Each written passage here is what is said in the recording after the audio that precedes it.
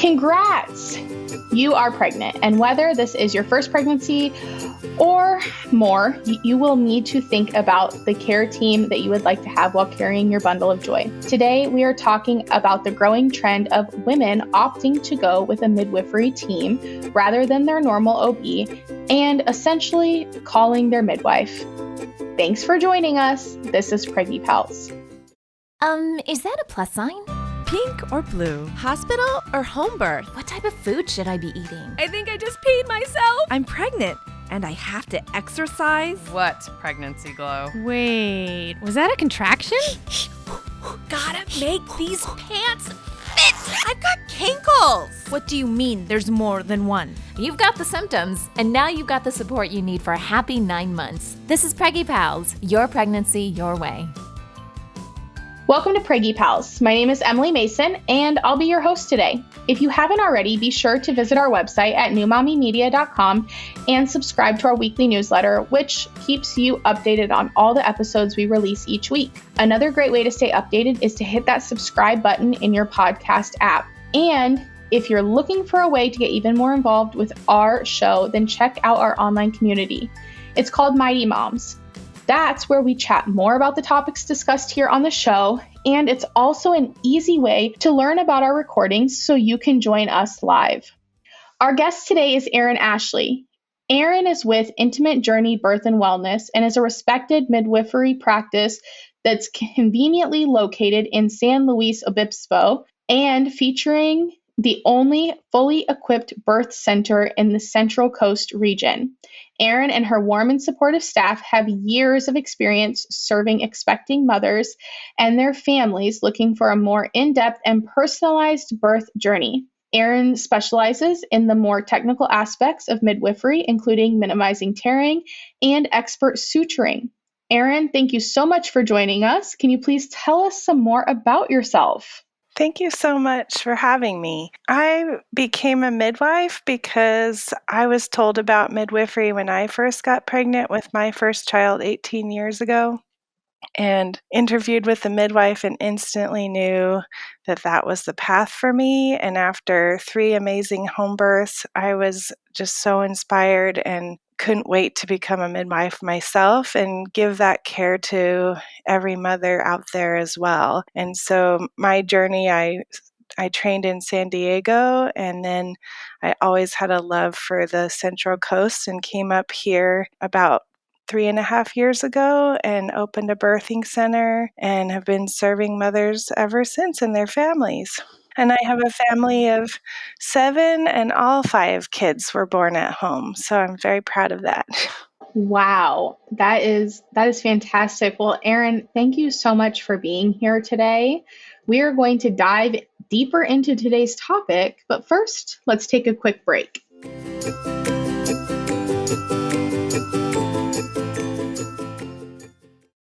Today, we're discussing why women are choosing to go with a midwife or midwifery team rather than their OB. So, Erin, we're going to start with an easy question. What is a midwife? If you're going to explain it to somebody on the street, how would you explain that? I would say that a midwife is a holistic medical provider that specializes in monitoring the health and well-being of the expecting mother and her newborn baby and their family. And we do in-depth care that, we're certified or licensed to do basically everything an OB does, but we just pour more of our heart and soul into that. That was a great explanation. I think that definitely helps to discern what that midwife does. And I think some people can at times confuse a doula with a midwife. Can you explain the difference between the two and where similarities may lie as well?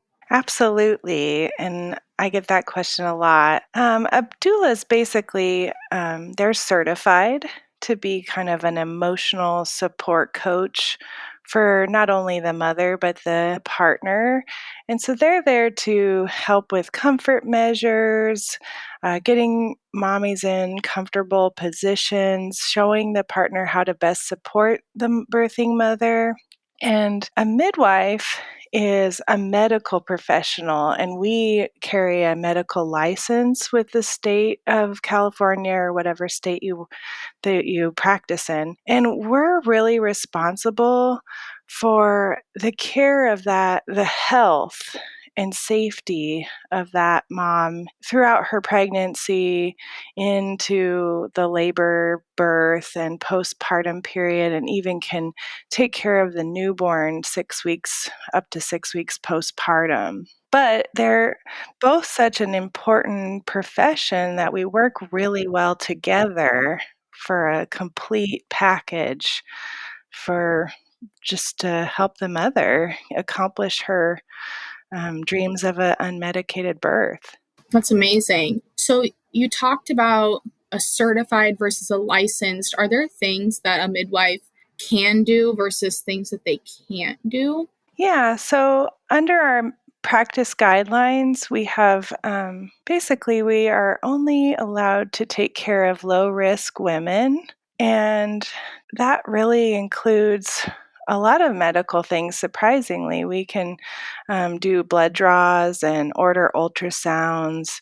We can also administer medications postpartum to stop bleeding, or administer IV therapy if you're really nauseous and vomiting in pregnancy, also antibiotics if it's medically indicated. And of course, if the client consents to any of those things, we never do anything that's against them, whereas sometimes an OB will just pressure a mom to have whatever they deem necessary and don't ask consent first. What we can't do is, in our guidelines, we can't, unfortunately, even though it's a variation of normal, we can't deliver breech babies or twins in California. Some states do allow that, though. Oh, okay. Interesting. And you talked about low risk patients. What are there guidelines from hospital to hospital, or from state to state as what qualifies as a low risk client?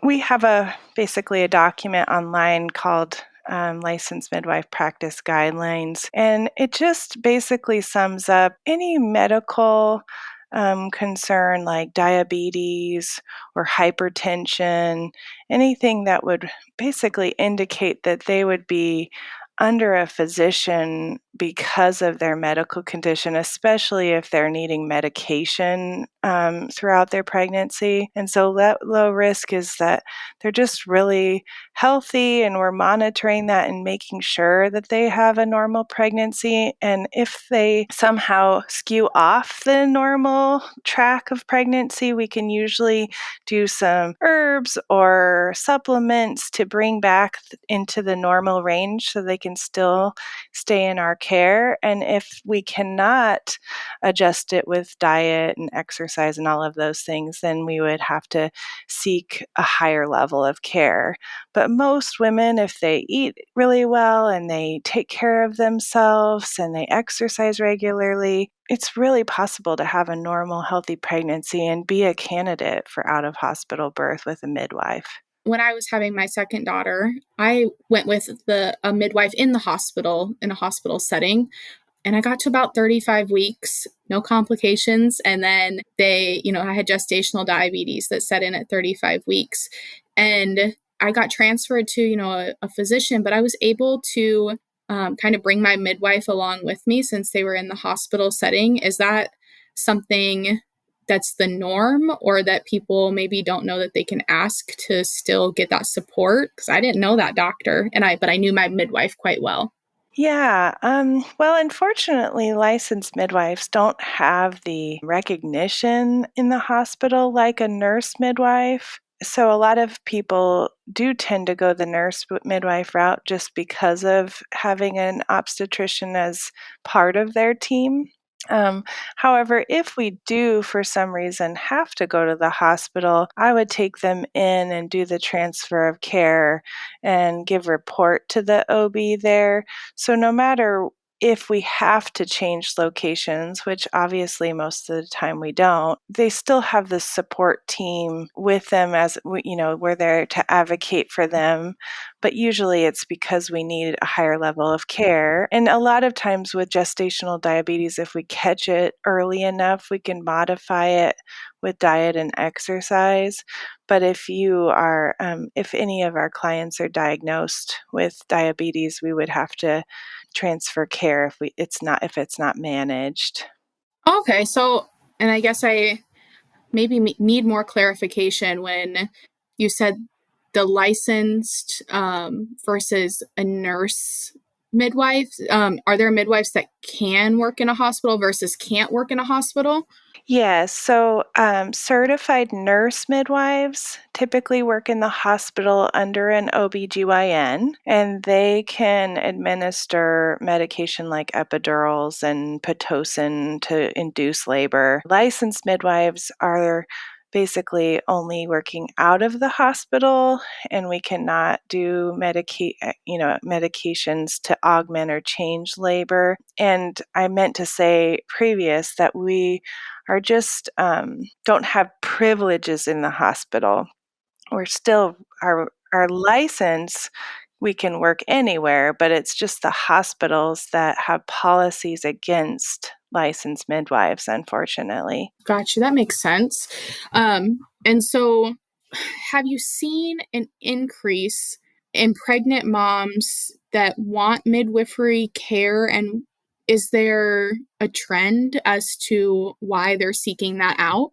Absolutely. I feel like the only blessing to COVID was that it opened moms' eyes to other mothers to look for different alternatives when it came to birthing, because they were making them do COVID testing and wearing masks during labor, and also separating partners and even sometimes the babies from the mother during that crazy time. So a lot of moms were like, there's got to be a better alternative so that I can have the birth that I want. And so that's when we started noticing a huge upswing with midwifery care. And I think the most important thing is women are starting to recognize that they have the power over their birth and they can make their own choices. And unfortunately, you don't get that choice in the hospital most of the time unless you have somebody advocating for you and fighting for your rights. And so they're seeing that if I go with a midwife, it's a lot of work and it's more planning and I have to be on top of my care, but I feel so much more empowerment because I get to decide it's my baby, it's my family. And of course, that should be the way. And I'm proud of all the moms that are starting to jump ship and realize that this is the better alternative. Yeah, that's absolutely a very interesting statistic of where people are at right now. So we've got more midwifery questions coming up, but first, let's take a quick break.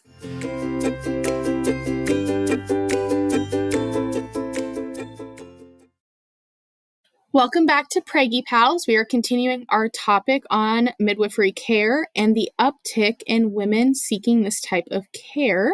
And we are here today with Erin Ashley. And Erin, we're going to pick up kind of where we left off before the break, but how important is it? You talked about the planning and getting things ready, but how important is it to have your birth team around you and the mom and having that trust between everybody? Where does that fit into the equation? I compare it to like when you're conceiving a baby in the bedroom. It's an intimate space, and birth is a lot like that. And so if you have if you have an environment that you're feeling safe and you have a team that's supportive in what your wishes are for your birth, that's when a woman can completely surrender and give birth to her baby. And so It's like knowing who's there and who you trust outside of yourself and then trusting yourself inside. That's ultimately where the secret lies in giving birth. That's beautiful. So we've talked about giving birth, and your midwife being there with you. We've talked about diet, exercise, talking, through the majority of the pregnancy. But when should a mom seek out midwifery care? When is the right time to start looking for a midwife? Yeah, as soon as they find out, really, because you want to find the provider immediately that you're going to be with so you can develop the deep relationship with them. So I have moms calling me, 4 weeks, 6 weeks. I do tend to see at about second trimester around 28 weeks where moms have seen their OBGYN just a little bit more in the second trimester, and they're starting to realize there's a lot of pushback with their OB and they're not really listening to what their concerns are. And so I interview a lot of people around that time where they're like, there's got to be a better option. And I definitely would take them in, but I encourage everybody, the more time you have with your midwife, the more you can develop that deep trust, know how, the safety is going to be and trust with your team. And so that's really important to establish as soon as you can. And plus, we like to start doing the blood work early. And if you need ultrasounds, we need to start getting that ordered. And each visit builds on itself so that we can help you ultimately prepare for your natural birth. Are midwives covered by insurance? Yes, they are. It's a little bit complicated and it depends on what their policy is. Some policies state that they are covered by a nurse midwife, some say they cover both a licensed midwife and a nurse midwife and a physician, and then they specify if a birth center is covered, home birth, and then it depends on the deductible and all the other insurance stuff. Luckily, I have an insurance biller that takes care of all of that complicated part.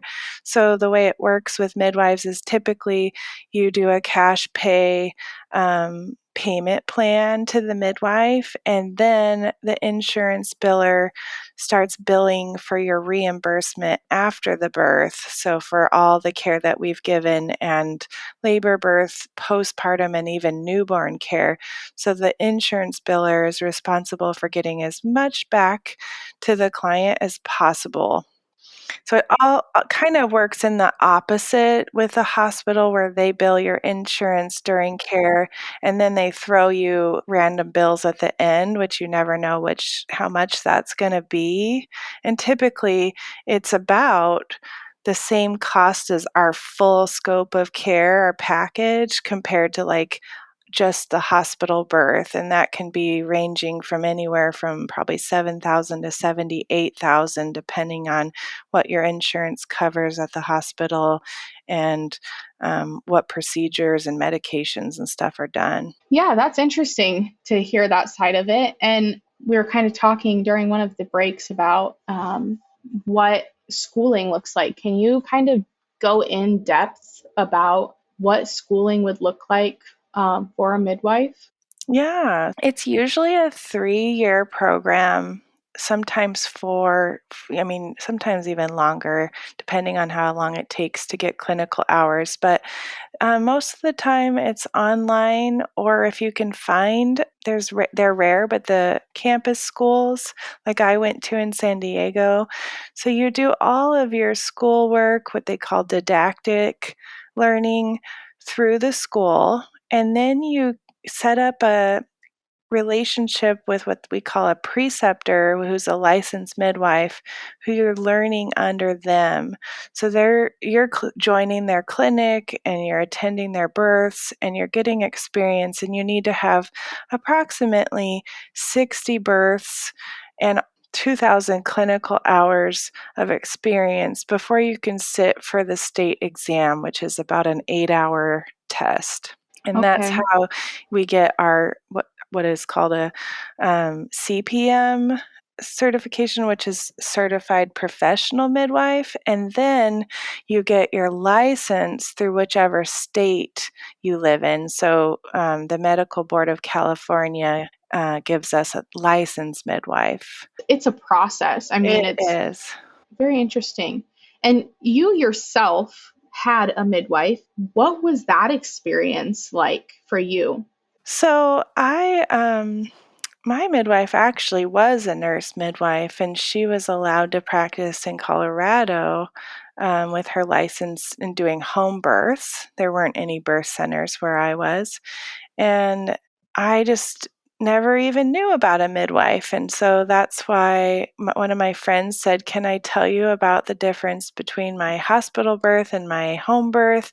And as soon as I heard the story, I went, "Sold. I want to meet the midwife." And I did. And I had several midwives with different pregnancies, but just unbelievable. And I still think fondly of them. And they obviously inspired me to do this for other women. That's amazing. Well, we have more midwifery questions coming up, but first we're going to take a quick break.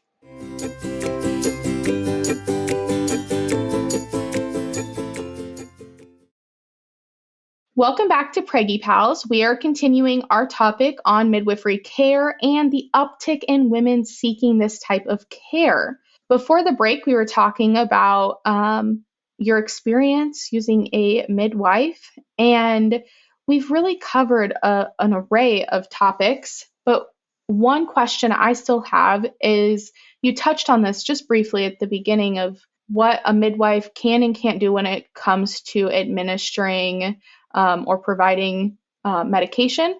But can a midwife help administer pain medication during labor?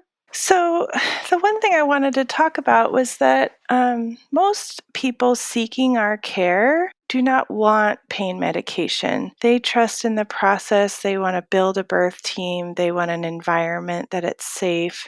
And they want to trust their bodies and the natural physiological process to give birth how we were intended to ultimately. And I think our society is all about taking the pain away when actually experiencing the intensity of labor can actually be really empowering for the mother. And it's hard work, but ultimately it's the most rewarding thing in the end when they've done it. And it almost makes the women feel like they have a newfound superpower. And so most of the time I would just say that's what they're trying to avoid. And it's really difficult to have an unmedicated birth in the hospital because that epidural is right there, easy access. It's like when you have chocolate in the refrigerator, you're going to want to go have some. Just like when a medication is being pushed on you, you're going to eventually be tempted to take it. Absolutely.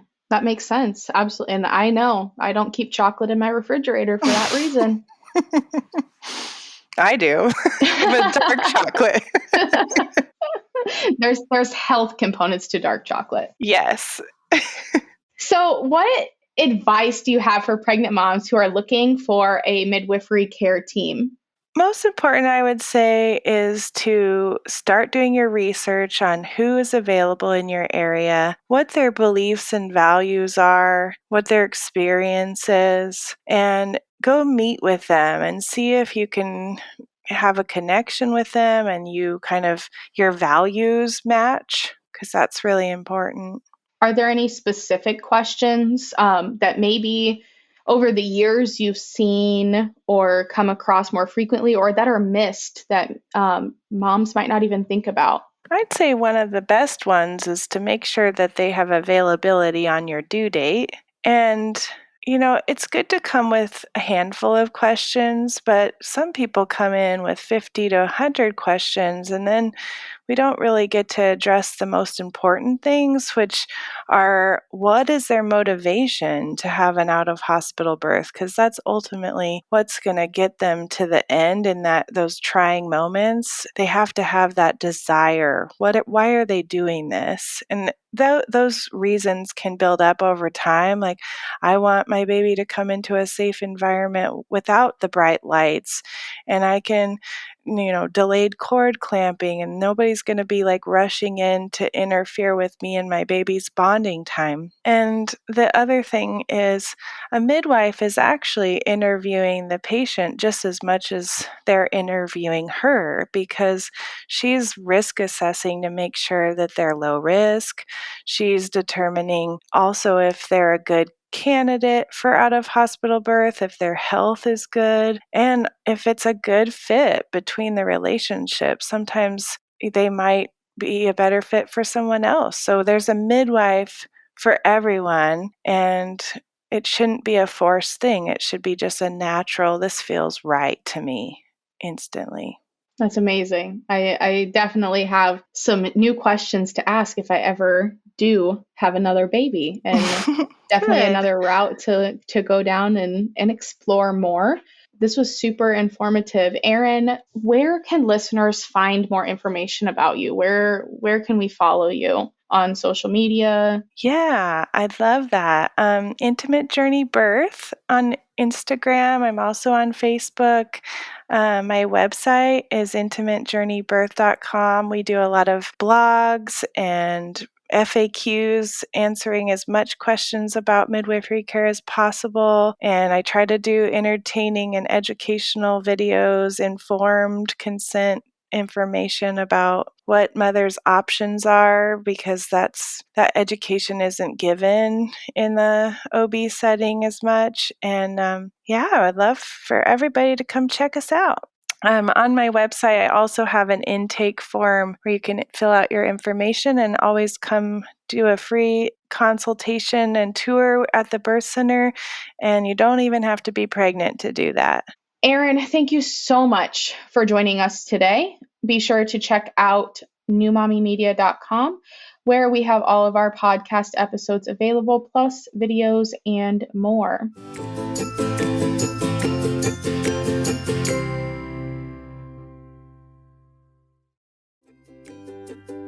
That wraps up our show for today. Thank you for listening. If you love Preggy Pals as much as we do, please consider checking out the amazing businesses that sponsor our show week after week. And we'd also love for you to tell another pregnant mama about this resource, which of course is absolutely free. And if you want to check out some of the other podcasts we produce, such as Newbies, Parent Savers, The Boob Group, and Twin Talks, then visit our website at newmommymedia.com. Thank you for listening to Preggy Pals, your pregnancy, your way. This has been a New Mommy Media production.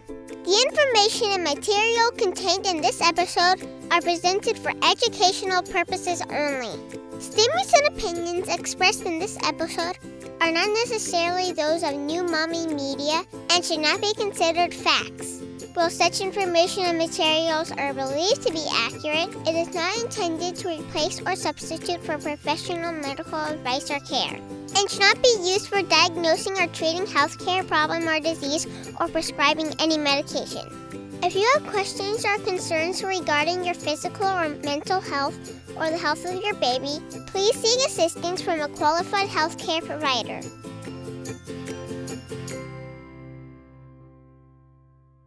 Hey mamas, don't forget to check out Mighty Moms. It's our online community built for new moms just like you.